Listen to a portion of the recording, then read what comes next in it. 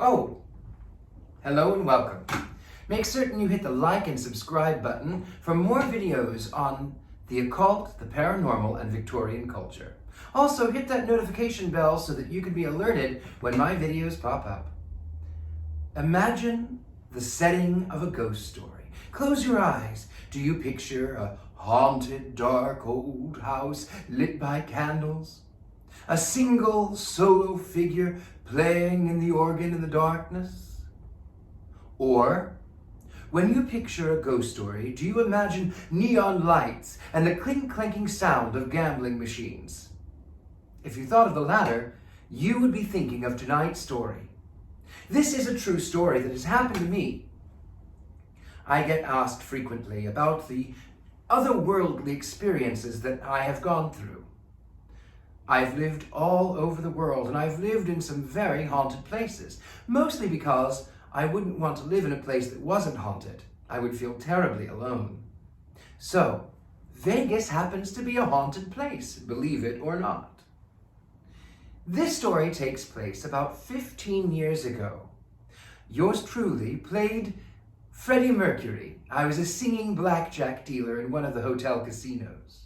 I worked late into the evening until 3, 4, 5, or 6 in the morning as the week progressed. One morning, in my apartment, which was south of Las Vegas Boulevard, built in the 1950s, I awakened.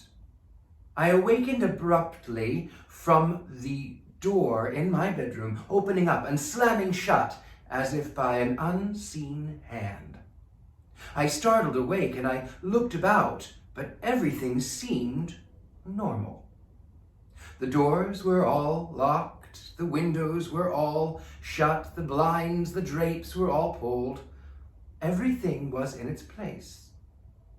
But I was wide awake. There was no one above or below me, and there was only one neighbor to my side. Now, they could not have made that noise. It was in my bedroom. I saw the door out of my periphery open and close. I thought nothing of it, and I went on about my business. It just so happened that one day I was feeling a little ill, and I went to hide in the bathroom, and my bathtub was glowing in the dark. There were no windows in this bathroom. There was no light. And I went, my bathtub is glowing in the dark. So I came out and I sat on my sofa. I had a beautiful 1950s gold tufted Baroque sofa. And it faced a fireplace, not a Victorian fireplace like this, but it was a mid-century fireplace with stones and wood, and it had a big French mirror over it. And as I sat there, I saw the spectral figure of an older woman walk out of the bathroom, standing behind me in the mirror. She paused, went into the dining room, and then around into the kitchen. And I went, oh, I suppose I live with a ghost now. I had a dream not too long thereafter. One morning I'd fallen asleep on the sofa, that same gold brocade sofa.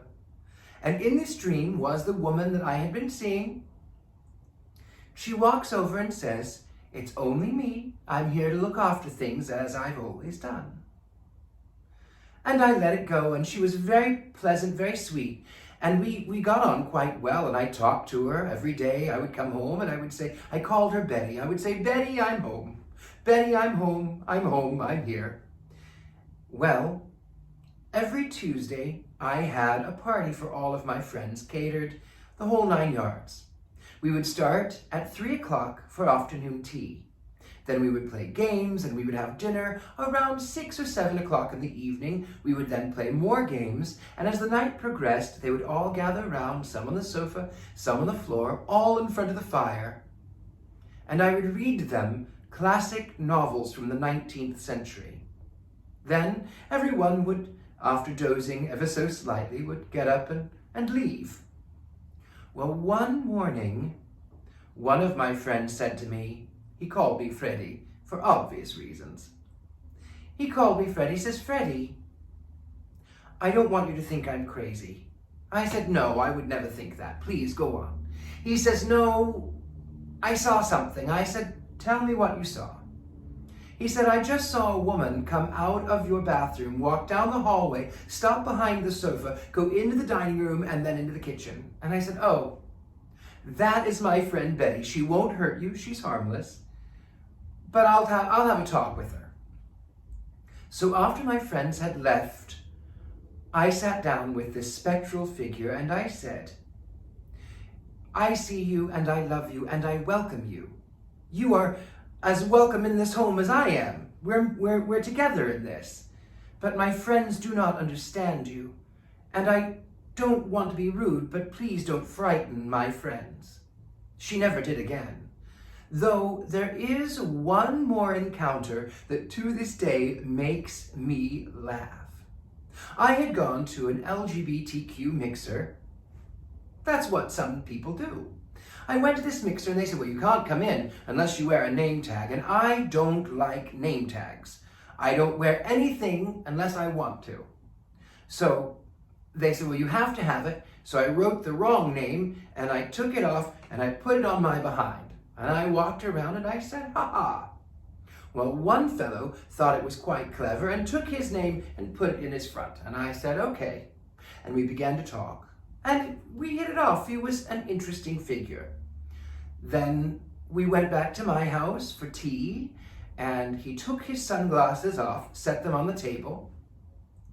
We went into the other room. And when we came back, his sunglasses were gone. They were nowhere to be found. We looked on the table. They were not there. We looked in the chair. They were not there. We looked everywhere. We could not find those sunglasses. And he says, oh, well, maybe I left them in the car. Maybe they're not really here. I don't know. Maybe they're at home. Maybe I thought I had them. Well, we looked. I looked. I continued to look. I couldn't find them. I had forgotten completely about them. Then 3 months later, I moved out of this little apartment on Desert Inn in Las Vegas, and I found his sunglasses in the most wonderful place. His sunglasses were in the kitchen, in the cupboard, at the top, above the refrigerator. I would like to say that my dear special friend Betty did not like my acquaintance very much. Make certain you stay tuned for more on Ghost Adventures, on Jubilee. I love and appreciate you. Thanks again for all of my star Patreons. Love to you. Until next time.